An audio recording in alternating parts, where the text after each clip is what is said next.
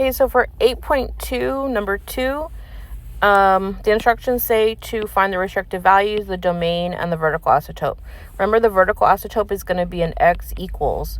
So whenever you're looking at these sort of information for restricted values, domain, or vertical asymptotes, you're only looking at the denominator of the equations. So let's go ahead and do number 2. The restricted value is going to be where something like x minus 5 cannot equal 0.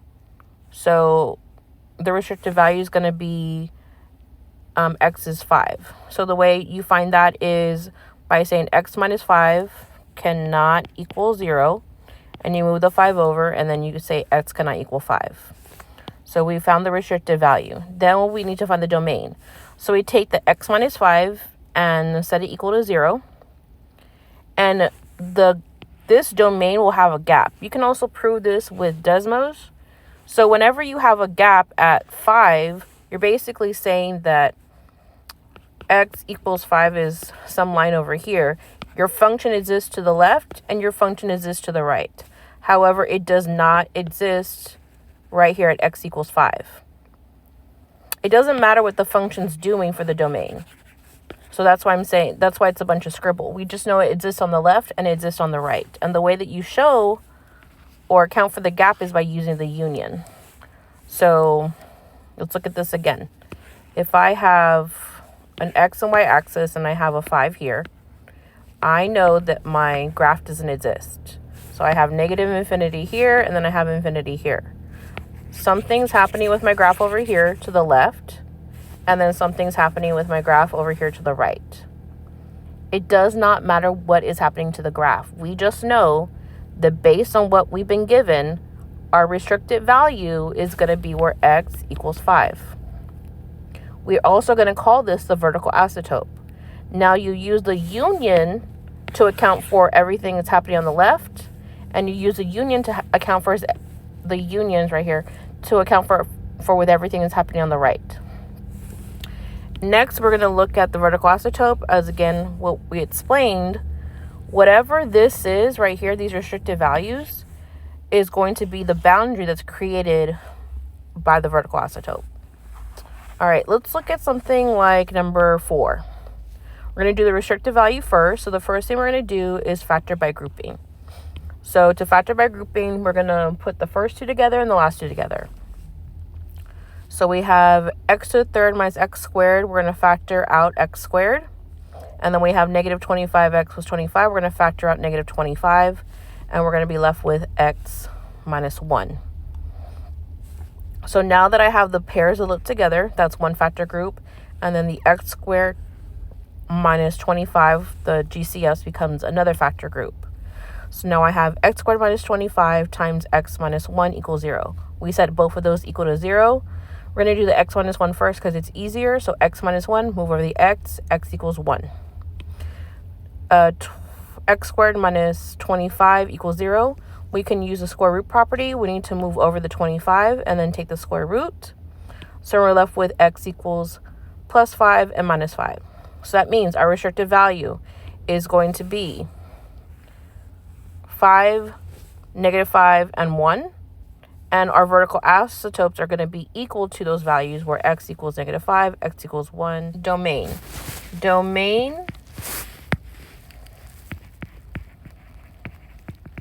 So I want to put the numbers in order. Something's happening from negative infinity, and then it goes to negative 5. Union. We're going to have negative 5 to 1. Union. 1 to 5. Union. 5 to infinity. So I rearranged this from negative 5, 1, 5. And you have to account for every single interval in the domain. Squared minus 81 divided by x minus 9. Again, when you're looking at domain, you're only looking at the denominators. So in the first one number 5 example, we're going to say x x minus 9 equals 0. Solve for x equals 9. This is where we're going to have the union, because this is also the vertical asymptote. So in the domain for interval notation, negative infinity, comma, 9, comma, union, 9, comma, infinity. Just the domain. For number this one, it's going to be, x squared minus 16 equals 0. Bring the 16 over, so I have x squared equals 16. Take the square root of both sides. Remember, when you take the square root of something that's a perfect square, you're going to get two solutions. So I'm going to get x equals positive and negative 4. So when you put this into the domain, you're going to get negative infinity, negative 4, comma, parentheses, union, negative 4, comma, 4, parentheses, union, 4, comma, infinity. Remember, this expands to negative 4, comma, 4. And then the answer for the domain is everything in interval notation. This is your solution. We're still on sections 8.1 and 8.2. We're going to be talking about horizontal asymptotes. So horizontal asymptotes are different because they run from left to right. Now, there's 3 different cases for horizontal asymptotes, and they're very different. And we're going to talk about those differences right now.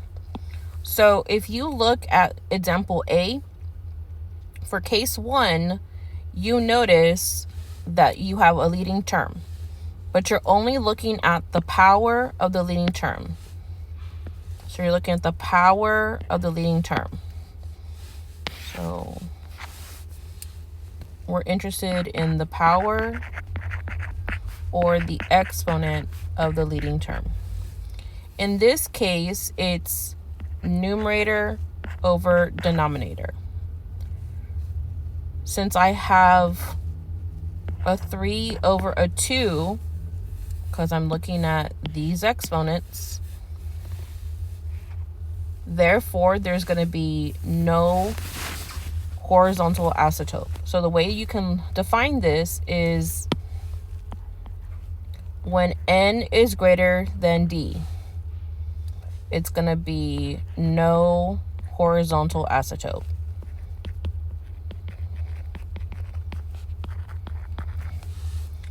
For the second case, since the degree of the polynomial of the numerator 1 is less than the degree of the polynomial of the denominator, the horizontal asymptote is y equals 0.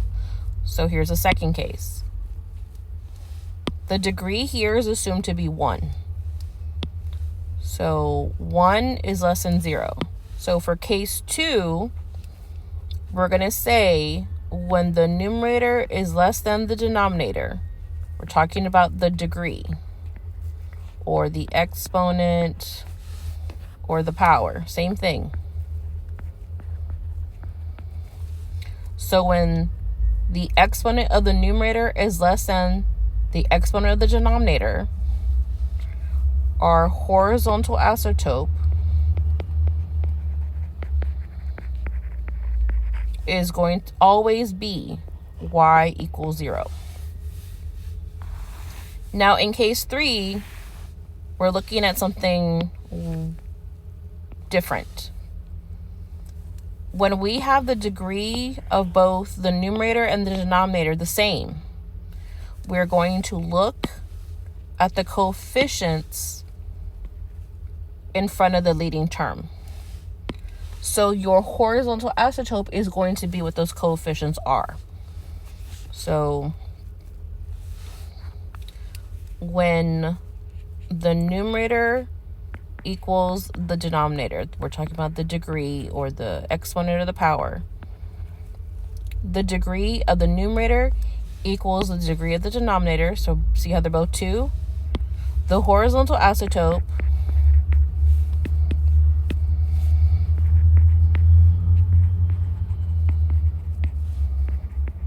is going to be a ratio. We're going to call this A over B. So it's going to be a ratio of the coefficients. So A and B are coefficients.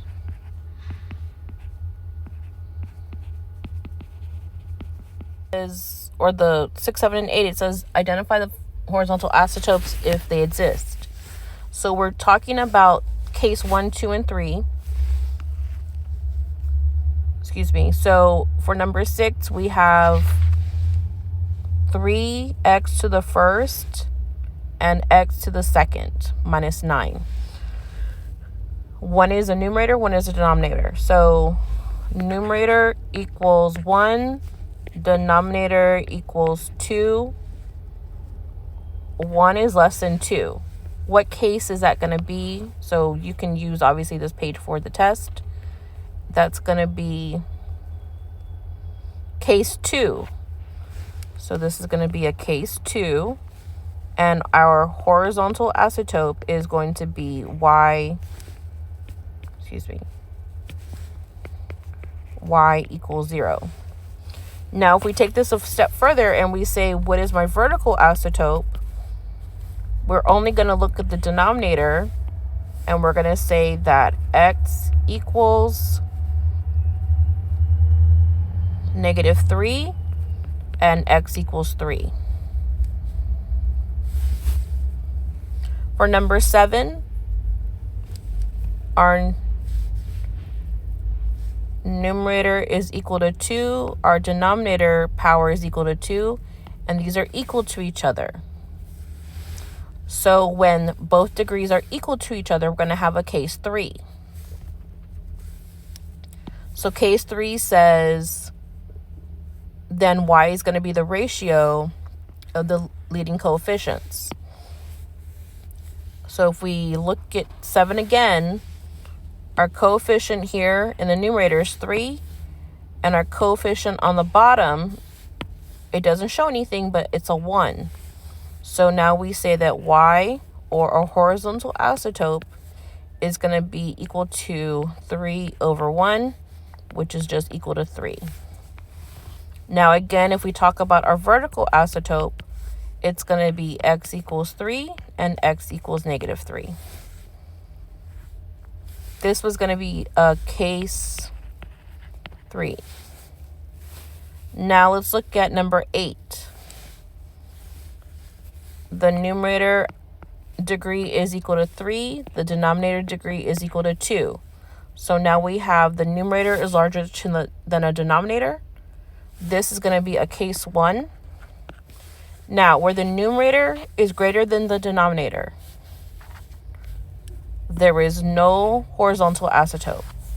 So when we say, what is the horizontal isotope in this case? We're going to say none. And then we're expanding on our ideas. What is the vertical isotope in this case? It's going to be x equals 3, x equals -3. For graphing rational functions, you do have parent functions over here. If you notice, you have a vertical isotope. So you have a VA at equals, let's see. My vertical isotope is going to be right here at x equals 0. My horizontal isotope is going to be at y equals 0. Right here. Let's make it more apparent. Okay.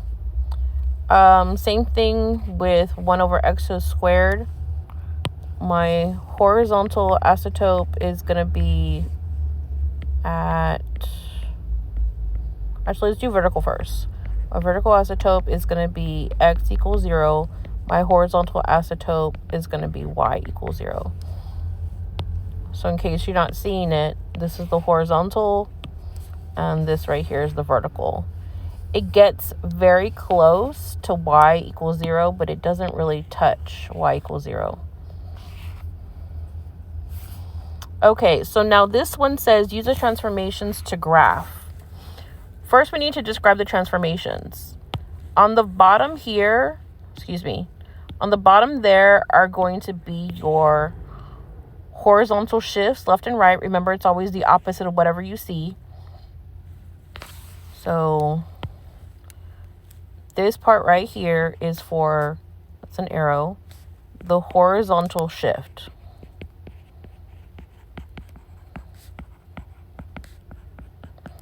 When it's negative, it goes right. When it's positive, it goes left. And then right here, those are going to be for the vertical shift. When it's negative, you go down. When it's positive, you go up. We're going to call the horizontal shift the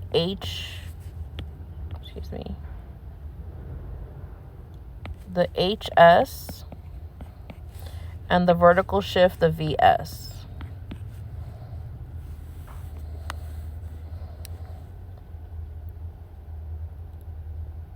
So to transform this, let's list the transformations. We have an HS. Because this is negative, we're going to say right 3. And then we have a vertical shift. Because this is also negative, we're going to say down 1. So that means horizontal shift, instead of right, something like that, it's going to go 1, 2, 3. So this right here is going to be our vertical asymptote. And then down 1, that's going to be our horizontal asymptote. So that means my graph is going to exist somewhere like this and somewhere like this. And again, you can use Desmos just to help you with the whole thing. Now for number 10, it's the same thing left and right. So our horizontal shift, or HS, is going to be to the left 2, and our vertical shift is going to be up 1. So left 2 is going to be the vertical asymptote, and up 1 is going to be the horizontal asymptote. So that means our graph is going to be something like that. It tells you the criteria to graph a rational function. So it says where you have a rational function, there's no common factors other than 1. You have to determine the x and y intercepts. The way that this works is that you have the x-intercepts on the top, and you have the y, or x-intercepts. Oh, and then you have the vertical, the vertical asymptotes on the bottom. So these are going to be like your linear factors, right, over whatever your domain is, right, because it's vertical asymptotes on the bottom. So x minus whatever constant, or plus or minus a constant. And then it says determine if the function has vertical asymptotes. That's the denominator. Determine if the function has a horizontal asymptote. Those are the cases we just went over. So that would be case 1, 2, or 3, where we're talking about the degree of the function. And then the function crosses the horizontal or slant asymptote. That just leans back into the cases. And then symmetry. This is where we use the y-intercept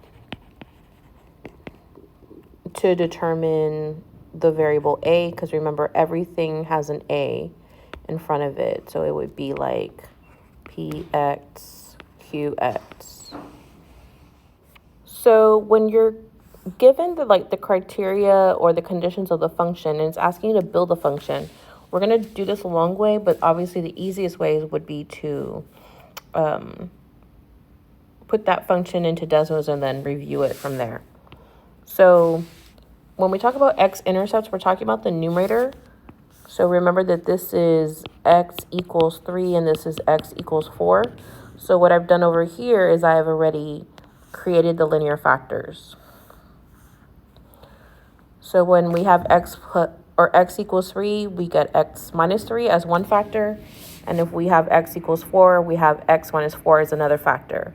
And then you bring them together and you multiply them. So I have x squared minus 7x plus 12.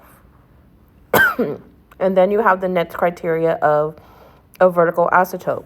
This is in the denominator of the function. This is also the same thing as looking at your domain. So if you say where x equals -1, and we put that into a linear factor, that's going to be x plus 1. We're going to put this in the numerator and this in the denominator. But first, before we do that, we have to determine what the powers are for the x plus 2. Like, x plus 1 in the denominator. Is it to the first power, the second power, or the third? We need to determine if it has a vertical asymptote. And based on this case, y equals 3, this is going to be of the ratio of the powers of the exponents where they're going to be the same. So the degree of the numerator and denominator are the same. So if this is going to be x to the second, then this x plus 1 is going to be to the second. And we're going to put it together right now. So we get f of x, remember because we're solving for an equation, equals x squared minus 7 plus 12 divided by x plus 1 squared. And because this is case 3, this is a 3 over 1. So the 3 goes in the numerator and the 1 goes in the denominator. This is going to be a template. We're not sure if we have another factor of a, but to determine that, we need to solve for a, which is going to take us back to the y-intercept. So we use the y-intercept to solve for a. And in this case, we're going to say x equals 0, y equals 36. And the way that we set that up, it's going to be 36 equals a times, and we're going to take this 0 and substitute it every place I see an x in that template of the equation. So it's 3 times x squared minus 7 times 0 plus 12 divided by 0 plus 1 squared. We're solving for a, so we have to solve the numerator and denominator. We have 36 equals a times 3 times 12 in the numerator, and the denominator simplifies to 1. And then we have 36 equals a times 36, and we have a equals 1. Therefore, we can now put this all together. So again, we're using this template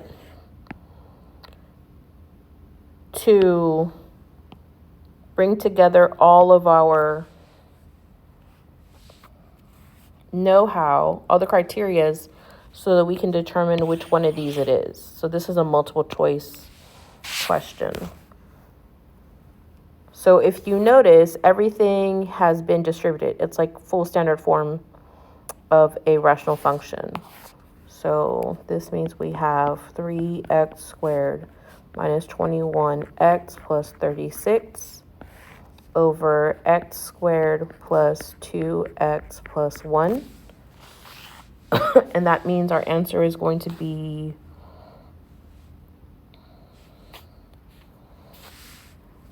this one right here.